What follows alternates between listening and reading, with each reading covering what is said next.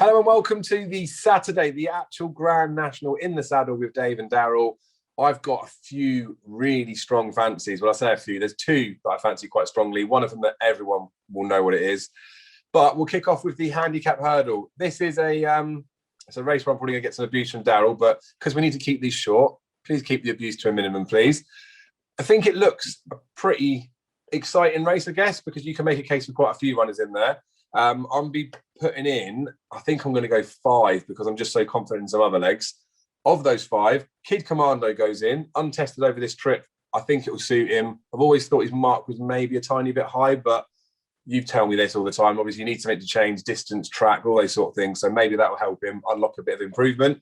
Champagne Platinum's going in. I actually thought he ran okay at Cheltenham, although he didn't look like he really stayed, but this is a flatter track. I still think he wants this trip. Southfield Harvest goes in. He skipped Cheltenham. He always runs a good race. He'll definitely place. Come On Teddy ran really well. So Come On Teddy's going in. And finally, in case there is a little bit of a shock, Reserve Tank. We all know that he dotted up at Aintree before. We know that he likes spring ground. We know that he probably likes this flat track. I reckon they've plotted him a little bit with those 2 quick spins over hurdles after going over fences with him. And first time tongue tie. He's a massive, massive price. I think Reserve Tank could run well. But then I could have got that completely wrong. It may not be a plot at all. That's my 5. Okay. Come On Teddy's the first one going in. He ran a blinder at Cheltenham. He was just unlucky. Good best of those coming from the rear. Hometown Boy is a little bit unexposed 6-year-old. Won really nicely at Kempton last time. Is going in here. Southfield Harvest is going in here. Polish is going in here. Unexposed at 3 miles. He should have won at Cheltenham on his only other start over 3 miles. The last start was a winning one at Newbury. He's going in here. Southfield Harvest is going in here as well. So those are mine. Super. Yeah, short and sweet. But to be fair, it's one of those races, isn't it, where you can make a case for a few of them. Something will probably dot up and then we'll look at after and go, oh, I should have seen that one. Anywho, a race that does get a bit easier is the Mersey Novices Hurdle, 2.5 mile novice hurdle. We quickly, before we started talking, I rolled off the list of some previous winners, and it tends to be quite a classy horse that wins this race. I don't really know if we've got any classy horses in this race with respect to him, but Ballyadam, for me, even at the start of the season, I thought he was a middle distance horse. I know he needs better ground. I'm quite happy to bank Ballyadam in the Mersey Novices because I think my Drogo's form's questionable at best. Clandibbo Lad does look a bit overpriced. Lucky One could be overpriced, but I just think Ballyadam's probably the classiest horse, so he'll be in the first 3. I'm going with Ballyadam alone. Yeah, I agree. Just worry about Ballyadam's jumping with 3 extra hurdles here, but I do think he's the one that should be winning this race. I think he's got strongest form. He's running 4 grade ones prior to this, and I just think his form is the strongest in the entire field. And I think 11 or 4, whatever the price is a decent bet for the Henry the Bromhead team. So Ballyadam in here. I'm not going to banker him though. I'm going to stick Clandibbo Lad in at big price because I think he will carry very few units, and he's one that could cause a surprise. His form is very similar to that of my Drogo, and there's no chance he should be the 20-something, 25 to 1 price he is, and my Drogo 2 to 1. So Clandibbo Lad at Ballyadam. I do think the Drill Deal might run well in there, but I'm going to stick with the 2, I think, in this race. Nice. Yeah, and Clandibbo Lad, I was toying with him because he's just such a big price, and the Bassman's on him as well, isn't he? So it's just looks like a fair one, but I still think Ballyadam's in a league of his own. He'll win this. Another horse that's in a league of their own that will win this, that we don't even need to say anything on really, is Shishkin. No, you're not going to. No, look, he should easily be winning this. I just gotta. You know, when I get these dodgy feelings. When I get these dodgy feelings, I'm going to stick Shishin and Gumball in. All right, I won't let you elaborate on that because you get enough abuse for doing it. But yeah, it's one of them. When you get these shorties in there. Not that we expect anything to happen, but sometimes it's worth putting some cover in there. And there is 2 places up for grabs in there, so you can still get through anyway.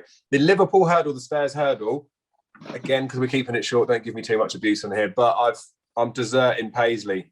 He disappointed me at Cheltenham. I thought he was going to be travelling enough to come in there and win it. At the start of the season, I said to myself, if he doesn't win at Newbury on that comeback run, that he probably won't win the Stayers. Then just like when Big Bucks got beaten in the Cleve, I decided, actually, do you know what? He showed enough in there to make me think that he might be back.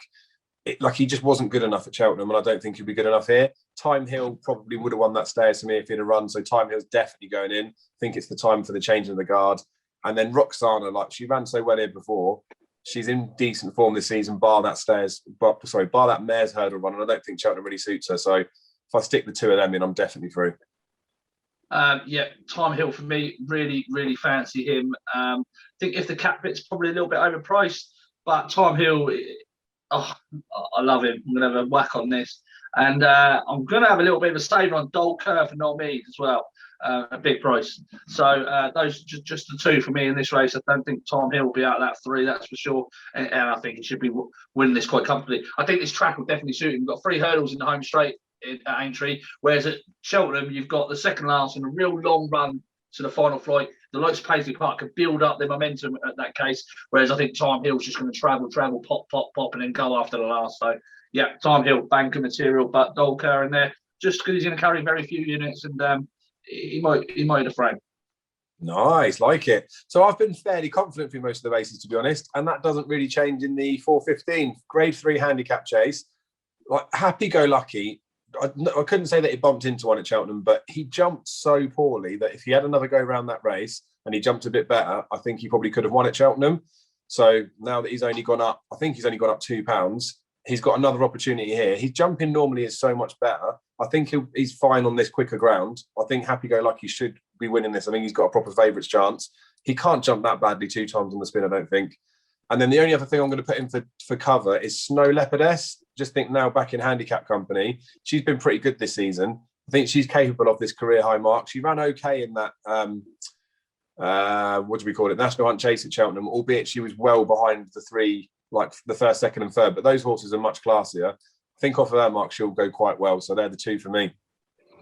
Yeah, I did really like Top Notch for this, but 3 miles, just a bit of a question mark, isn't it, for little old Top Notch. Cloudy Glen is one I really like. Perfect blend of speed and stamina. This horse ran a blinder at Cheltenham behind Mount Ida, and I just think that if he'd got a clearer passage, he would have been a lot closer to the winner. So Cloudy Glen on mark 142 should be fine for him. Of all the gin joints, I'm going to give another go to Colin Tizard horse. Back here at Aintree, where he ran a blinder on seasonal return, just improved next time. He's gone off the ball the last twice, but he pulled up at Cheltenham in the National Hunt 4-miler, but that was not the story of the race. He pulled up before 2 out and he travelled really well for a long way. He just didn't get home over 3 miles 6 there. So I think dropping back trips will suit him. So they're going to be the 2 for me. 2 that have been to Cheltenham, and obviously a lot of people are saying the horses that have been to Cheltenham are not doing very well, but that is liable to change on day 2, I think, and day 3. So of all the gin joints and Cloudy Glen. Yeah, and I wouldn't worry about the Cheltenham thing, mate, because the classier horses will run at Cheltenham anyway. The cream rises to the top, and there was some stats banded about yesterday about some of the big trainers that have had runners that ran at Aintree that didn't run at Cheltenham, and from like a profit and loss level, like they're useless. I think even Nichols yesterday, I know he had 2 that didn't go to Cheltenham, but he was 10 from 150 horses that haven't run at Cheltenham that are going to Aintree. So I prefer them that have run there. So you stick with me, you'll be all right. Grand National, mate. I don't even care. I'm bankering Cloth Cap. Like, he's a stone well in. The ground's okay. I could put some covering on a couple of other horses. The problem is the ones that are queuing up behind, I could probably pick 5, 6, 7 ones to make a bit of a case for. So a couple of years back when Tiger Roll got his first one, really, he looked like he was thrown in. When he got his second one, he still looked like he was absolutely thrown in. I did put some cover in those races, which I managed to get a bit of place. I think I got the first 4 a couple of years ago. But I just don't see any reason to put any cover in for Cloth Cap, bar incident. This horse places, and I'm quite happy to build a fairly confident slip. So Cloth Cap, banker in the Grand National. Oh my goodness me! Really? I don't think he's going to. I don't think he'll stay. I don't know why. I don't think. I know he's £14 well in, but banker in the Grand National, Dave. Come on, how long have you been playing this game? Exactly. I've played it too long. I'm tired now. To be fair, I actually want to bank on one. It's a 66 to 1 shot. That's Alpha de Zobo. This horse was absolutely tanking through the race in 2018 when he took a real heavy fall. He then goes back to the national fences over 3 miles in the Beecher Chase and just was done for a little bit of turn of foot after the last to the line. but he stayed on really, really strongly over 3 miles on that occasion. That was off a mark of 159. He's £23 better off with Kimberlite Candy, who finished second in that race and is prominent in the market for this. And then he caught the eye massively in the cross country behind Tiger Roll and Easy's Land when finishing fourth. He's beaten 22 lengths, but in handicap terms, he'd be £22 better off of him here. He's off a mark of 145, £14 lower than his feature run, and £10 lower than his last attempt at the Grand National in 2018. I think he's well handicapped. He's got the back class. I do like him. Jody McGarvey's on board. 6-6-1. It's not often you can make a case for 6-6-1 like that. So I do like him. Burrows Stakes, the other one's going to go in here. And then I'm going to chuck someone in here like someone I think is going to be solid and is just going to run their race. I think Mr. Malarkey might go well for the Tizzards. Everyone keeps saying Tizzards are out of form. They've been out of form all season, apparently. But second one up for a Windop. Tongue-tied sheep piece first time. Mr. Malarkey's going to do it. They're going to be my three. That's it. The three. Fair play. No bank of Cloth Cap. Getting him out of that. How many units is Cloth Cap going to be carrying? Come on. It'll be carrying quite a few, to be fair. I just think it looks like one of those days on Saturday where we're bound to get a bit of an upset in there. But I could just see a lot of the fancied horses going in, and I just feel like maybe it's not worth me complicating it. It's the Grand National. How can you? What do you mean not complicate Grand National? It's the Grand National. It's the Grand National. You're back in the 9-2 favourite. Come on. Exactly. Ever since they've made the fences that bit easier, especially Tiger Roll's second national win, I looked at him and just thought, he can't get beat. He was only 11-2 poke, but you can't be that confident on 11-2 poke. And I remember being there watching it. All I was thinking was, every fence they jumped, I was like, why have I not had more on every fence? Why have I not had more on? And then even up the finish, I know he won it Davy Russell looked a bit more confident than the actual winning distance probably suggested, but he was just in no doubt. So I just feel like Cloth Cap, he just looks like he's just so bulletproof that obviously something will go wrong, but you just need to live a little, mate, and take a chance or two.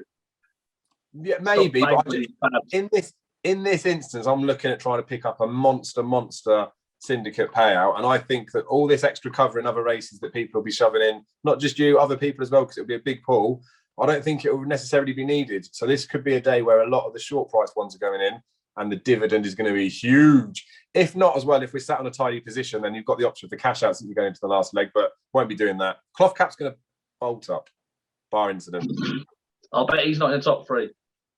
If he comes fourth, I'll be happy. Right, boom, done.